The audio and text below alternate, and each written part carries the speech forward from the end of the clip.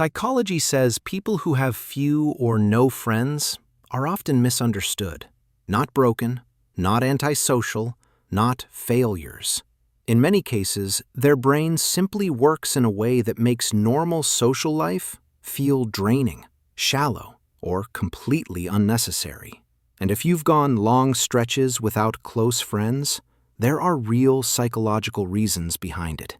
These aren't flaws, they're traits, rare ones. The first trait, zero tolerance for fake people. If you have few or no friends, chances are you can't stand being around fake personalities, people who wear masks, people who gossip, people who say one thing and mean another.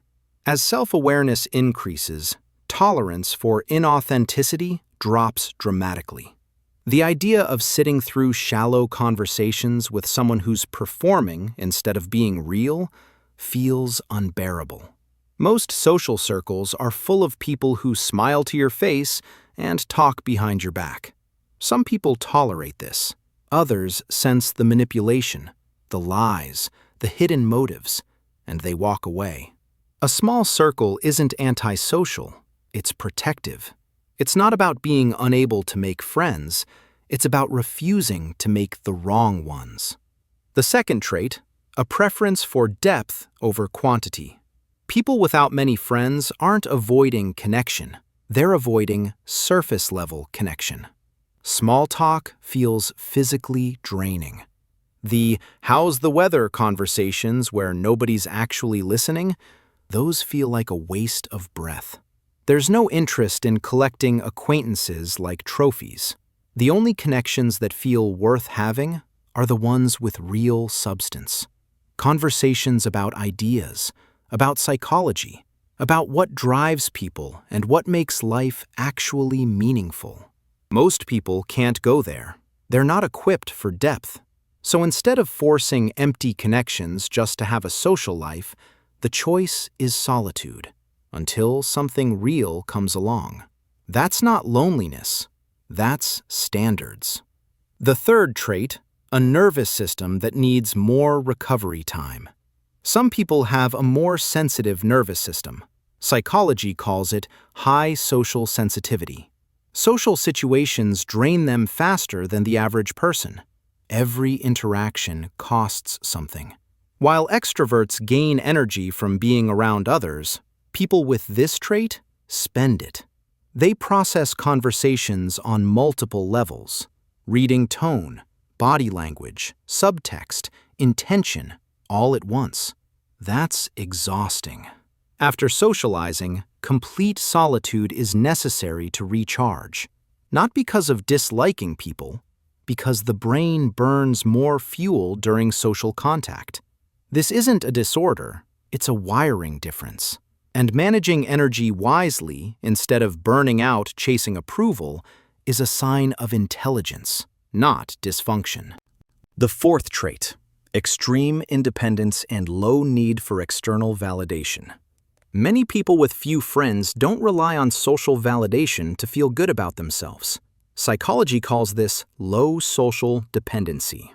The ability to entertain yourself, solve your own problems, and find comfort inside your own mind, without needing a crowd around to feel okay. Most people are terrified of being alone. They tolerate mediocre friendships, bad company, and draining people just to avoid the discomfort of solitude. People with this trait don't have that fear. They've built an inner world that sustains them. They don't need validation, entertainment, or motivation from others. This looks like coldness from the outside. From the inside, it's freedom. The fifth trait, a trust threshold shaped by experience. People with few friends often have one thing in common, a past experience that made them cautious, betrayal, broken loyalty, being surrounded by the wrong people and paying the price for it. Once trust is broken, the brain becomes protective. It doesn't forget. So now there's a filter, a higher bar people have to clear before getting access. Psychologists call this a trust threshold. Some people think this is damage. It's not. It's pattern recognition. observing longer before committing, testing people before trusting them, refusing to repeat old mistakes.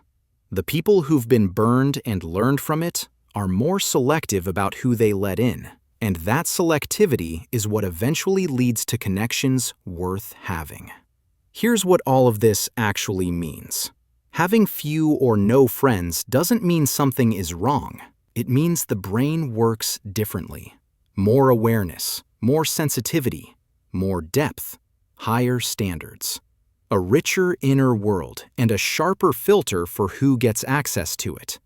Most people spend their lives surrounded by shallow connections that disappear the moment things get hard. People with these traits build smaller circles, but the people in those circles actually matter. Sometimes the strongest minds walk alone for a while. That's not a problem to fix. That's a sign of something rare. If this explains something you felt but never had words for, subscribe to After School Psychology. More videos like this are coming. Content that reveals what's actually happening beneath the surface, in psychology and in yourself.